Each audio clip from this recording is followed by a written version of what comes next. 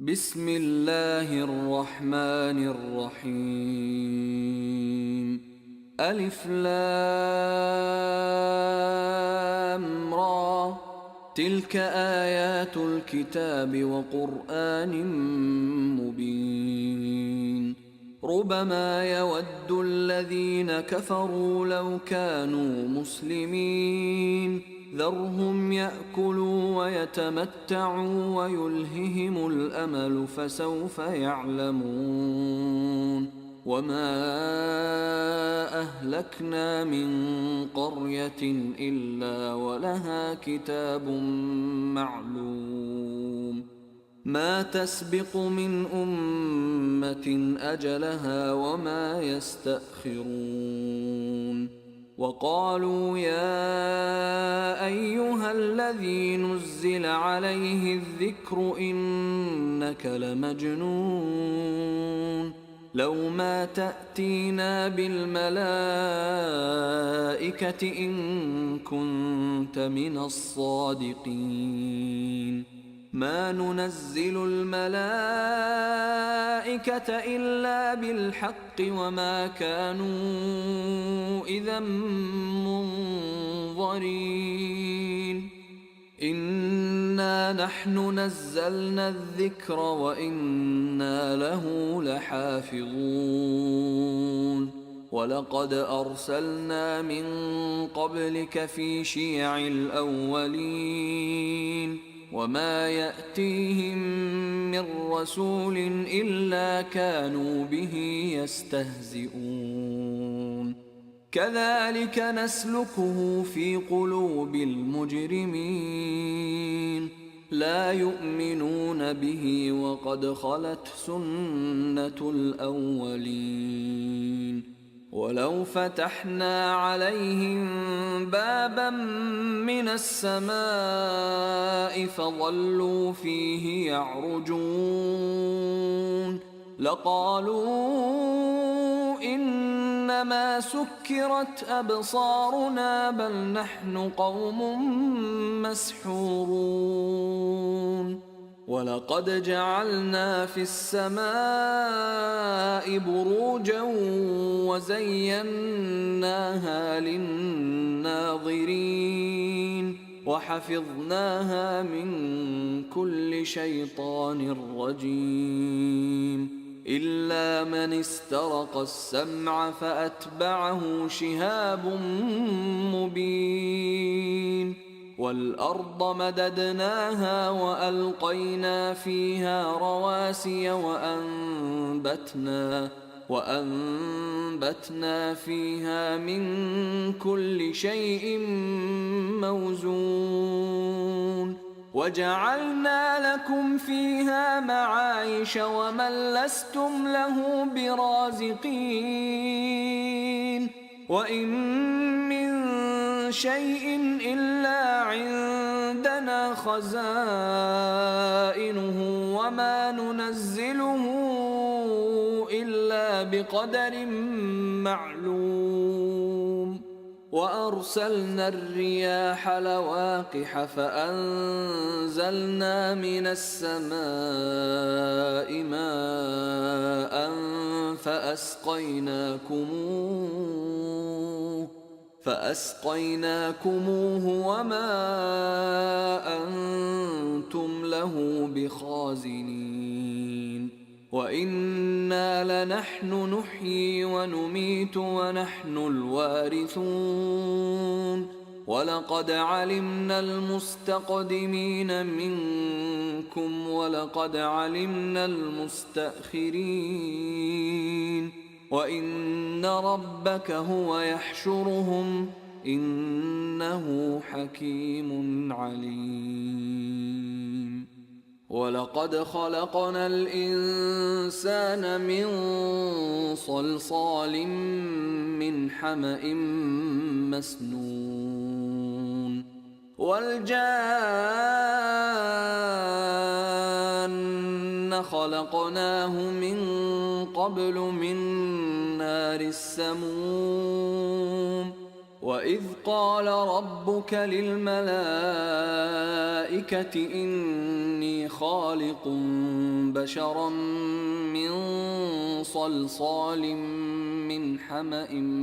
مسنون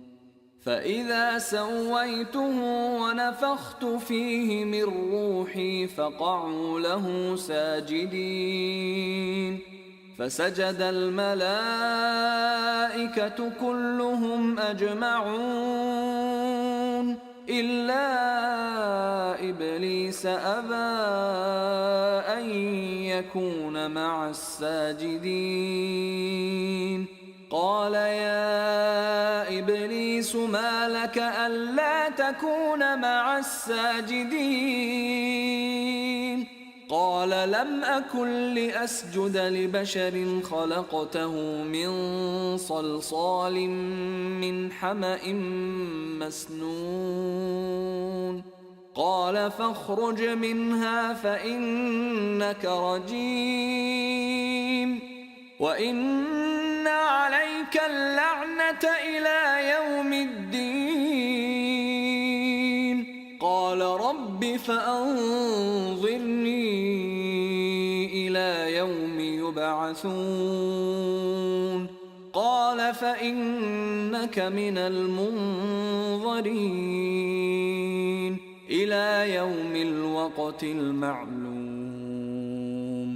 قال رب بما أغويتني لأزينن لهم في الأرض ولأغوينهم أجمعين إلا عبادك منهم المخلصين قال هذا صراط علي مستقيم إن عبادي ليس لك عليهم سلطان إلا من اتبعك من الغاوين وإن جهنم لموعدهم أجمعين لها 7 أبواب لكل باب منهم جزء مقسوم إن المتقين في جنات وعيون ادخلوها بسلام آمنين ونزعنا ما في صدورهم من غل إخوانا على سرر متقابلين لا يمسهم فيها نصب وما هم منها بمخرجين نبئ عبادي أني أنا الغفور الرحيم وأن عذابي هو العذاب الأليم ونبئهم عن ضيف إبراهيم إذ دخلوا عليه فقالوا سلاما قال إنا منكم وجلون قالوا لا توجل إنا نبشرك بغلام عليم قال أبشرتموني على أن مسني الكبر فبم تبشرون قالوا بشرناك بالحق فلا تكن من القانطين قال ومن يقنط من رحمة ربه إلا الضالون قال فما خطبكم أيها المرسلون قالوا إنا أرسلنا إلى قوم مجرمين إلا آل لوط إنا لمنجوهم أجمعين إلا امرأته قدرنا إنها لمن الغابرين فلما جاء آل لوط المرسلون قال إنكم قوم منكرون قالوا بل جئناك بما كانوا فيه يمترون وأتيناك بالحق وإنا لصادقون فأسر بأهلك بقطع من الليل واتبع أدبارهم ولا يلتفت منكم أحد وامضوا حيث تؤمرون وقضينا إليه ذلك الأمر أن دابر هؤلاء مقطوع مصبحين وجاء أهل المدينة يستبشرون قال إن هؤلاء ضيفي فلا تفضحون واتقوا الله ولا تخزون قالوا أولم ننهك عن العالمين قال هؤلاء بناتي إن كنتم فاعلين لعمرك إنهم لفي سكرتهم يعمهون فأخذتهم الصيحة مشرقين فجعلنا عاليها سافلها وأمطرنا عليهم حجارة من سجيل إن في ذلك لآيات للمتوسمين وإنها لبسبيل مقيم إن في ذلك لآية للمؤمنين وإن كان أصحاب الأيكة لظالمين فانتقمنا منهم وإنهما لبإمام مبين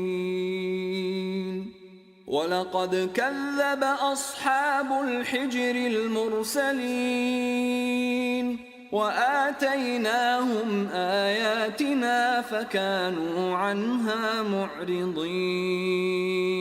وكانوا ينحتون من الجبال بيوتا آمنين فأخذتهم الصيحة مصبحين فما أغنى عنهم ما كانوا يكسبون وما خلقنا السماوات والأرض وما بينهما إلا بالحق وإن الساعة لآتية فاصفح الصفح الجميل إن ربك هو الخلاق العليم ولقد آتيناك 7 من المثاني والقرآن العظيم لا تمدن عينيك إلى ما متعنا به أزواجا منهم ولا تحزن عليهم واخفض جناحك للمؤمنين وقل إني أنا النذير المبين كما أنزلنا على المقتسمين الذين جعلوا القرآن عضين فوربك لنسألنهم أجمعين عما كانوا يعملون فاصدع بما تؤمر وأعرض عن المشركين إنا كفيناك المستهزئين الذين يجعلون مع الله إلها آخر فسوف يعلمون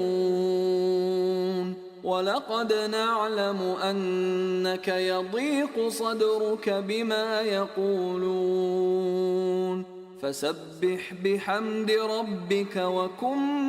من الساجدين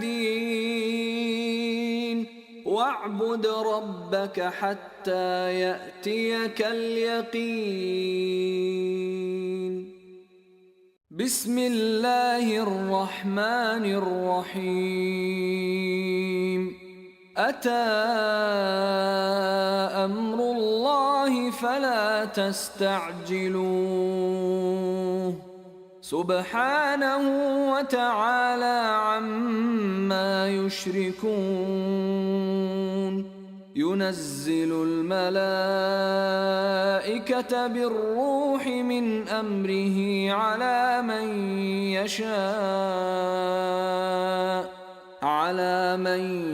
يشاء من عباده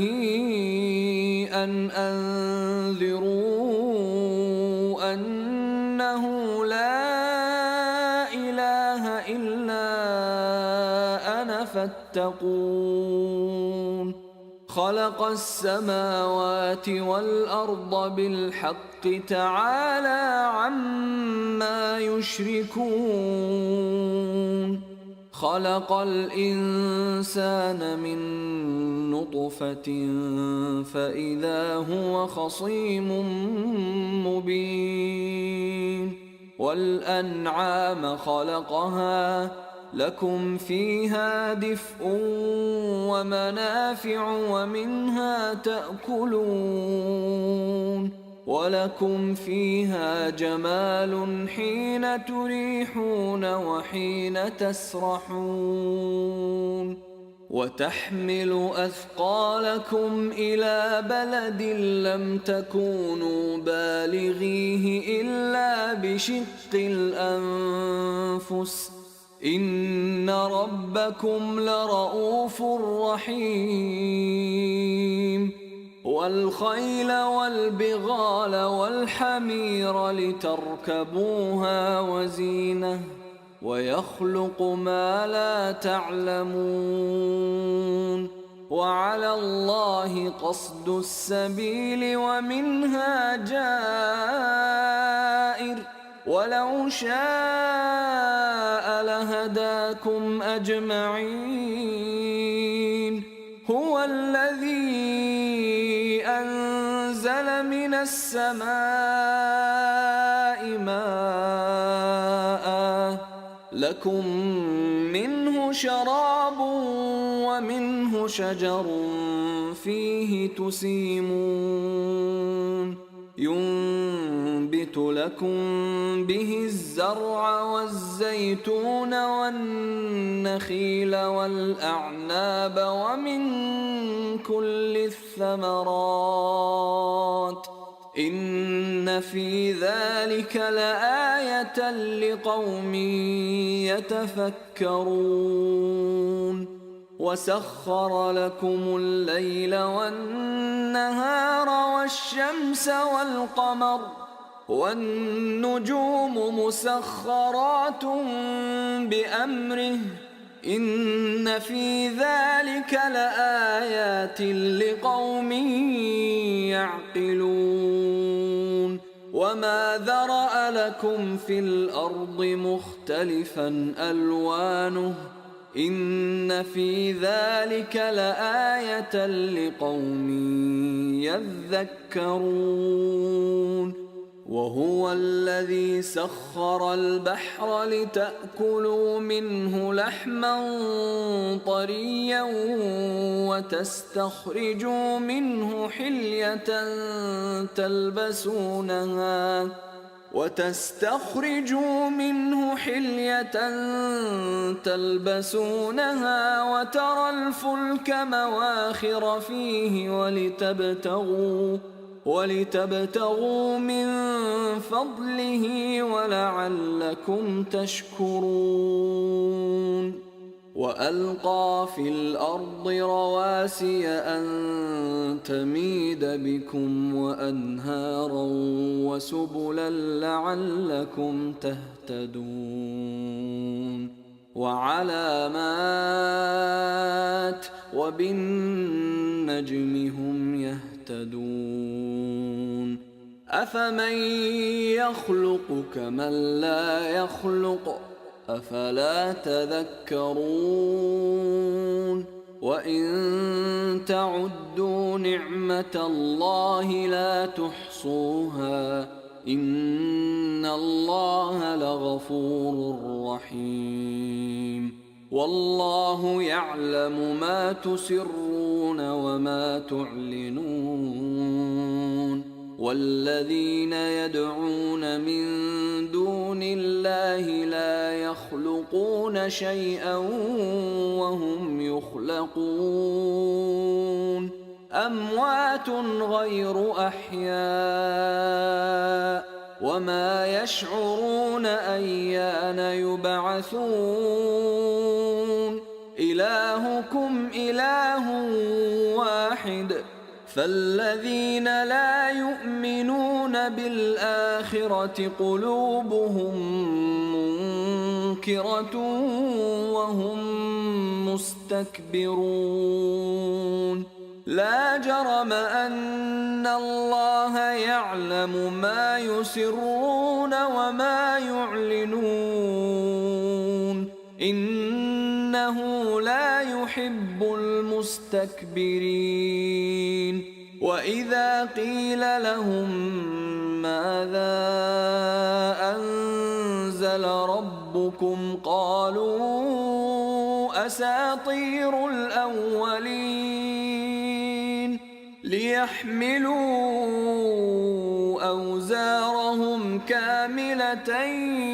يوم القيامة ومن أوزار الذين يضلونهم بغير علم ألا ساء ما يزرون قد مكر الذين من قبلهم فأتى الله بنيانهم من القواعد فخر عليهم السقف من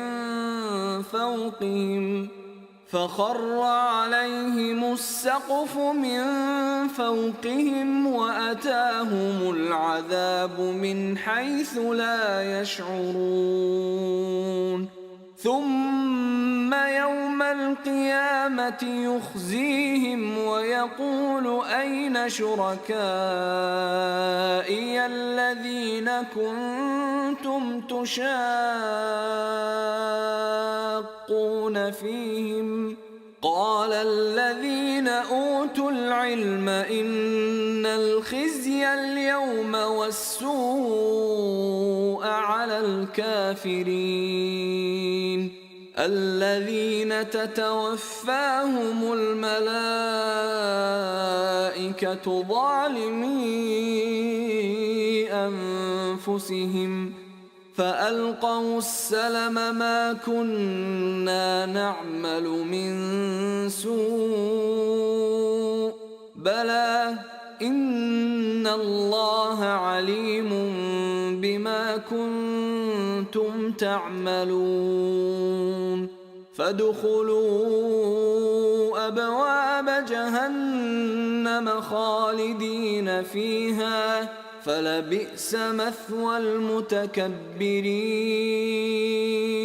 وقيل للذين اتقوا ماذا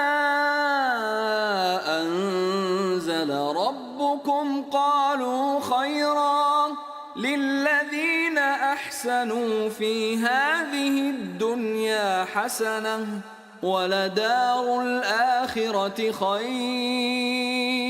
ولنعم دار المتقين جنات جنات عدن يدخلونها تجري من تحتها الأنهار لهم فيها ما يشاءون كذلك يجزي الله المتقين الذين تتوفاهم الملائكة طيبين يقولون سلام عليكم ادخلوا الجنة بما كنتم تعملون هل ينظرون إلا أن تأتيهم الملائكة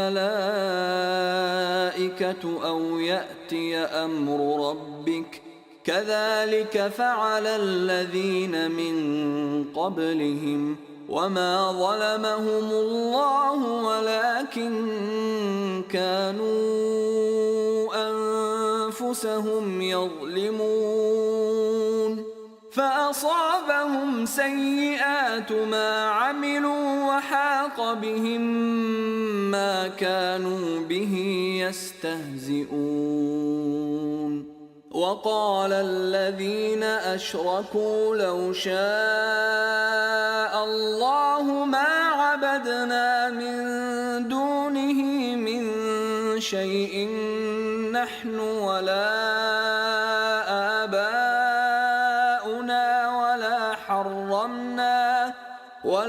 حرمنا من دونه من شيء كذلك فعل الذين من قبلهم فهل على الرسل إلا البلاغ المبين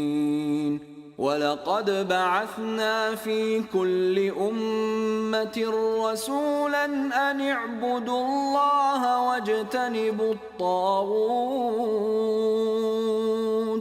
فمنهم من هدى الله ومنهم من حقت عليه الضلالة فسيروا في الأرض فانظروا كيف كان عاقبة المكذبين إن تحرص على هداهم فإن الله لا يهدي من يضل وما لهم من ناصرين وأقسموا بالله جهد أيمانهم لا يبعث الله من يموت بلى وعدا عليه حقا ولكن أكثر الناس لا يعلمون ليبين لهم الذي يختلفون فيه وليعلم الذين كفروا أنهم كانوا كاذبين إنما قولنا لشيء إذا أردناه أن نقول له كن فيكون والذين هاجروا في الله من بعد ما ظلموا لنبوئنهم في الدنيا حسنة ولأجر الآخرة أكبر لو كانوا يعلمون الذين صبروا وعلى ربهم يتوكلون وما أرسلنا من قبلك إلا رجالا نوحي إليهم فاسألوا أهل الذكر إن كنتم لا تعلمون بالبينات والزبر وأنزلنا إليك الذكر لتبين للناس ما نزل إليهم ولعلهم يتفكرون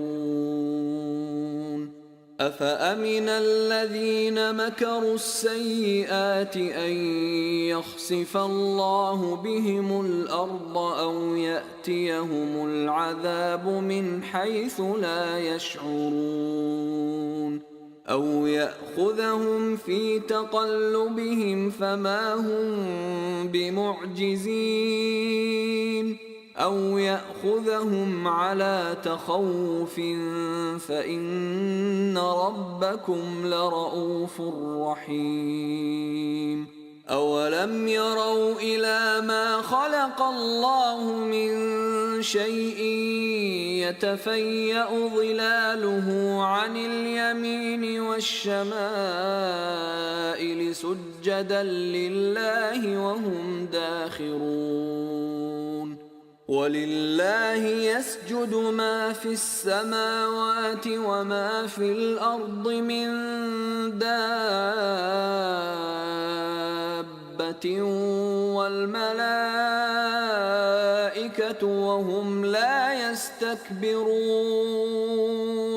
يخافون ربهم من فوقهم ويفعلون ما يؤمرون وقال الله لا تتخذوا إلهين اثنين إنما هو إله واحد فإياي فارهبون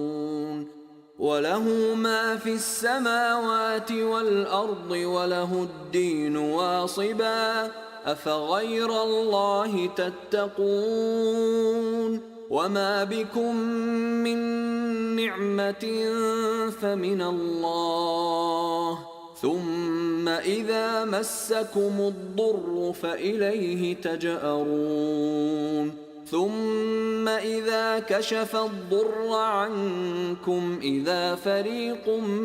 منكم بربهم يشركون ليكفروا بما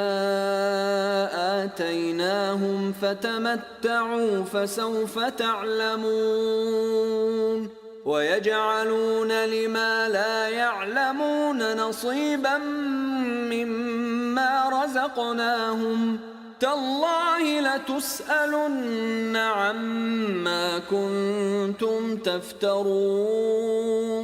ويجعلون لله البنات سبحانه ولهم ما يشتهون وإذا بشر أحدهم بالأنثى ظل وجهه مسودا وهو كظيم يتوارى من القوم من سوء ما بشر به أيمسكه على هون أم يدسه في التراب ألا ساء ما يحكمون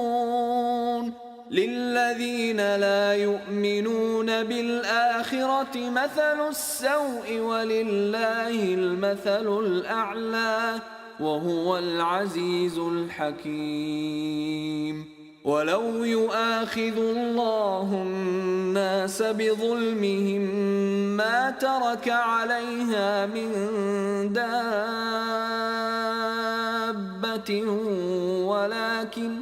ولكن يؤخرهم إلى أجل مسمى فإذا جاء أجلهم لا يستأخرون ساعة ولا يستقدمون ويجعلون لله ما يكرهون وتصف ألسنتهم الكذب أن لهم الحسنى لا جرم أن لهم النار وأنهم مفرطون تالله لقد أرسلنا إلى أمم من قبلك فزين لهم الشيطان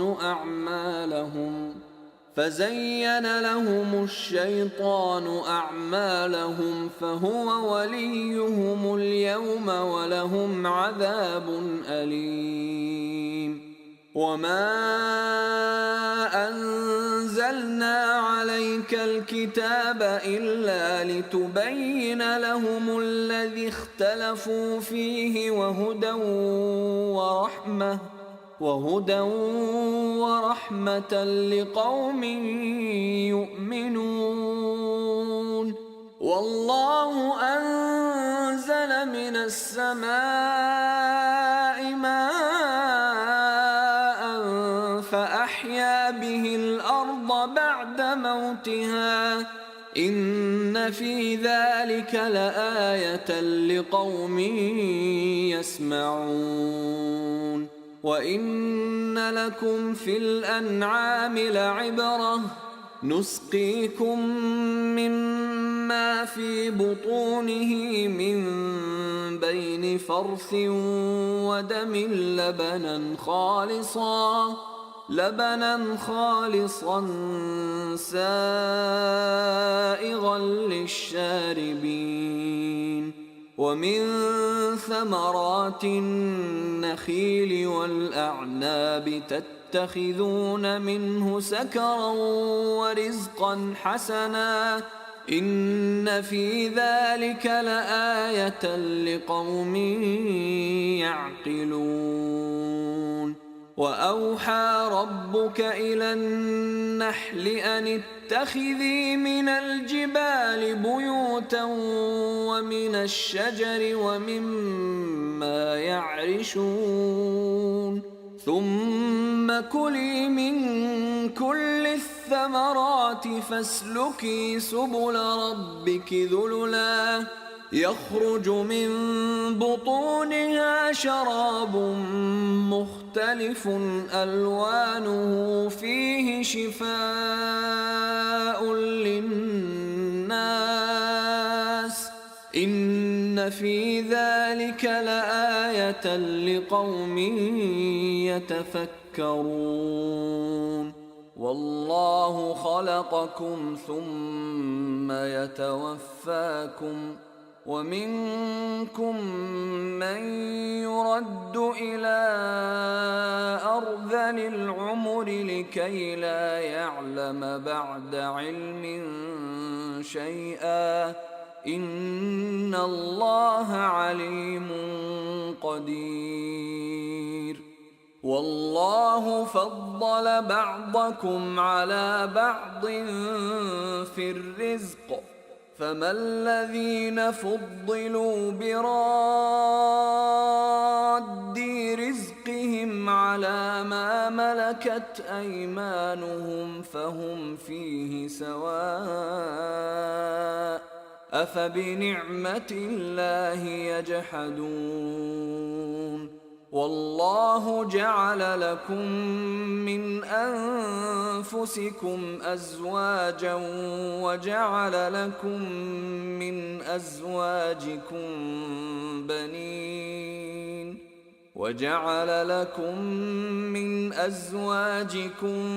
بنين وحفدة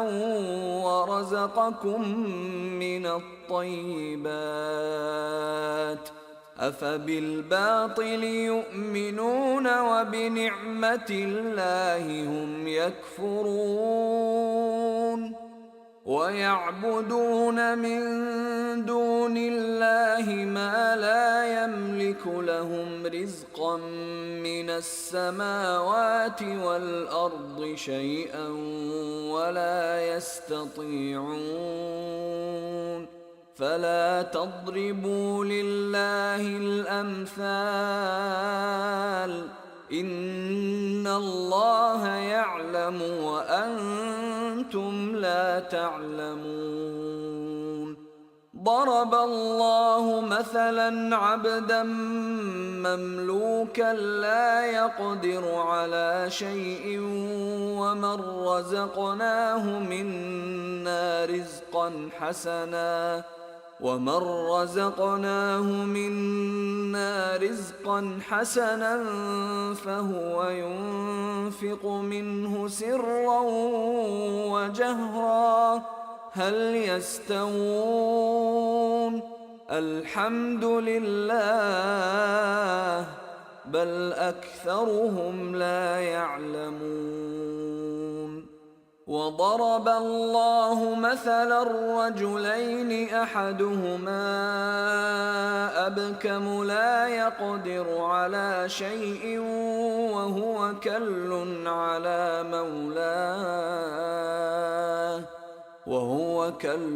على مولاه أينما يوجهه لا يأت بخير هل يستوي هو ومن يأمر بالعدل وهو على صراط مستقيم ولله غيب السماوات والأرض وما أمر الساعة إلا كلمح البصر أو هو أقرب إن الله على كل شيء قدير والله أخرجكم من بطون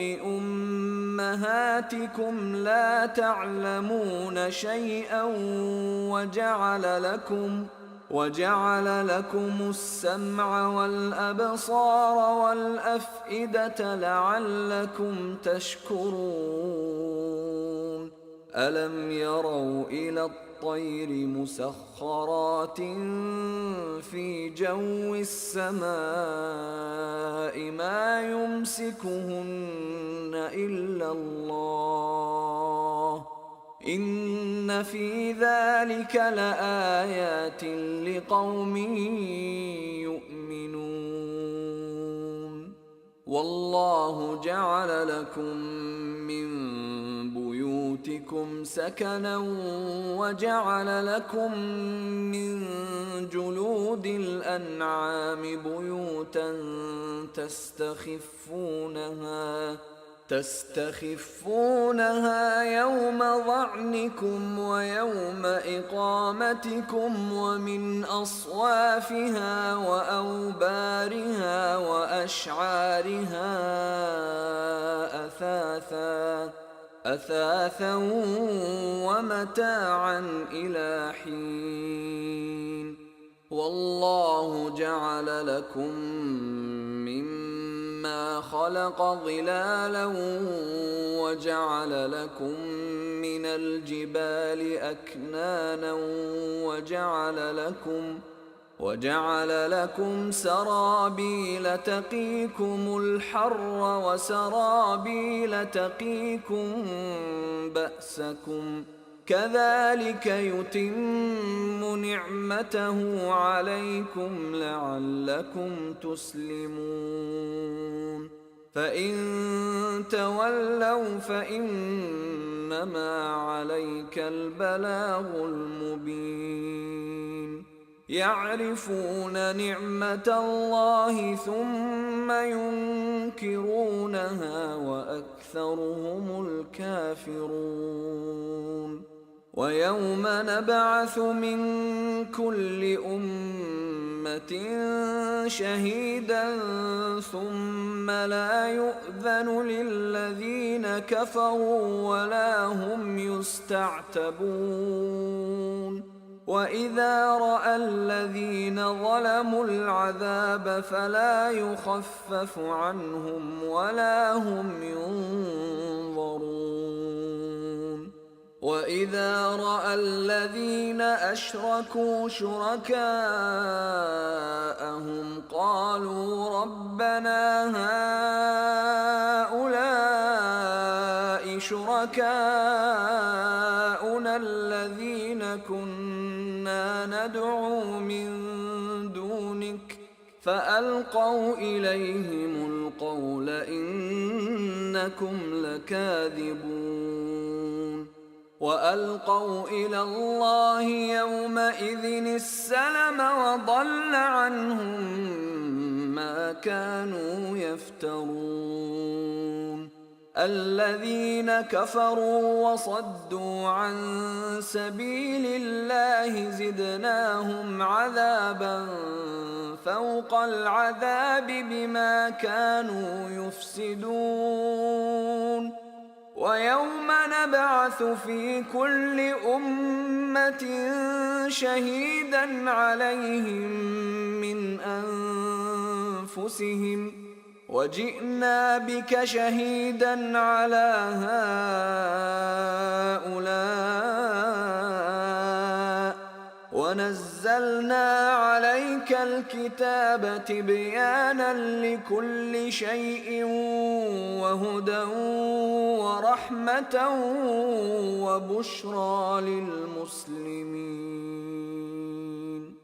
إن الله يأمر بالعدل والإحسان وإيتاء ذي القربى وينهى عن الفحشاء والمنكر والبغي يعظكم لعلكم تذكرون وأوفوا بعهد الله إذا عاهدتم ولا تنقضوا الأيمان بعد توكيدها وقد جعلتم الله عليكم كفيلا إن الله يعلم ما تفعلون ولا تكونوا كالتي نقضت غزلها من بعد قوة أنكاثا تتخذون أيمانكم دخلا بينكم أن تكون أمة هي أربى من أمة إنما يبلوكم الله به وليبينن لكم يوم القيامة ما كنتم فيه تختلفون ولو شاء الله لجعلكم أمة واحدة ولكن يضل من يشاء ويهدي من يشاء ولتسألن عما كنتم تعملون ولا تتخذوا أيمانكم دخلا بينكم فتزل قدم بعد ثبوتها وتذوقوا السوء بما صددتم عن سبيل الله ولكم عذاب عظيم ولا تشتروا بعهد الله ثمنا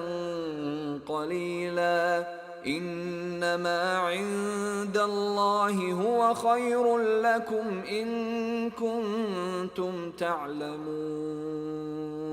ما عندكم ينفد وما عند الله باق ولنجزين الذين صبروا أجرهم بأحسن ما كانوا يعملون من عمل صالحا من ذكر أو أنثى وهو مؤمن فلنحيينه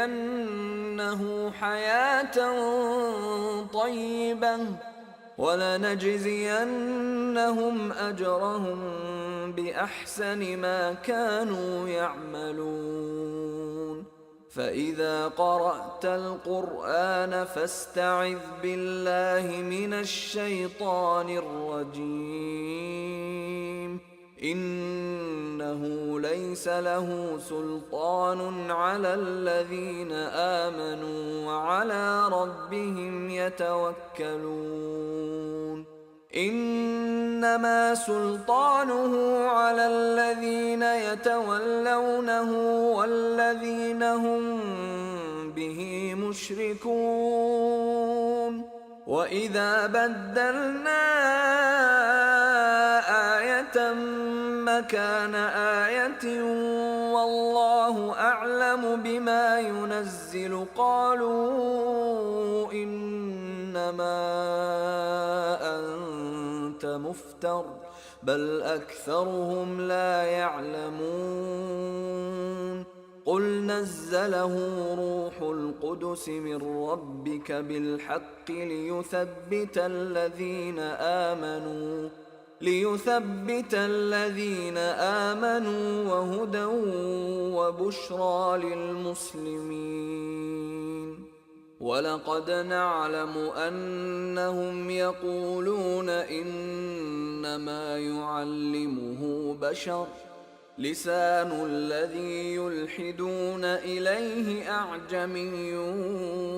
وهذا لسان عربي مبين إن الذين لا يؤمنون بآيات الله لا يهديهم الله ولهم عذاب أليم إنما يفتري الكذب الذين لا يؤمنون بآيات الله وأولئك هم الكاذبون من كفر بالله من بعد إيمانه إلا من أكره وقلبه مطمئن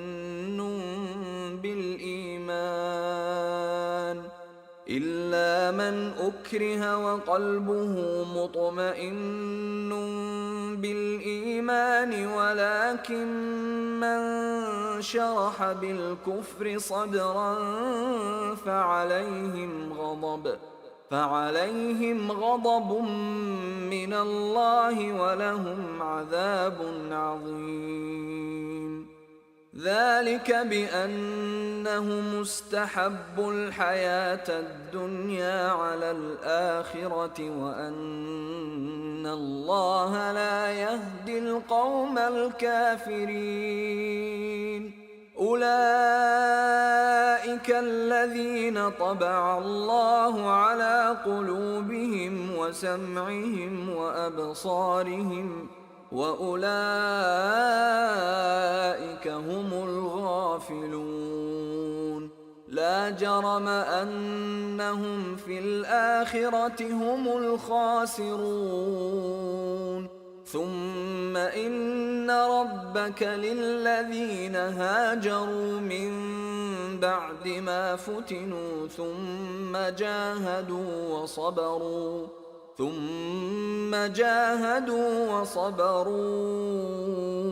إن ربك من بعدها لغفور رحيم يوم تأتي كل نفس تجادل عن نفسها وتوفى كل نفس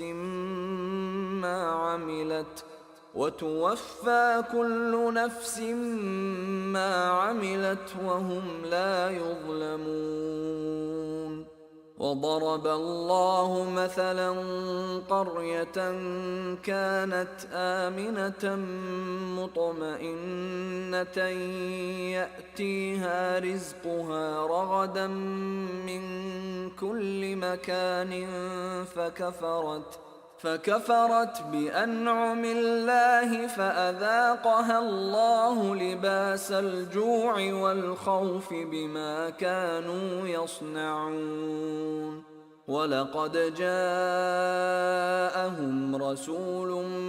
منهم فكذبوه فأخذهم العذاب وهم ظالمون فكلوا مما رزقكم الله حلالا طيبا واشكروا نعمة الله إن كنتم إياه تعبدون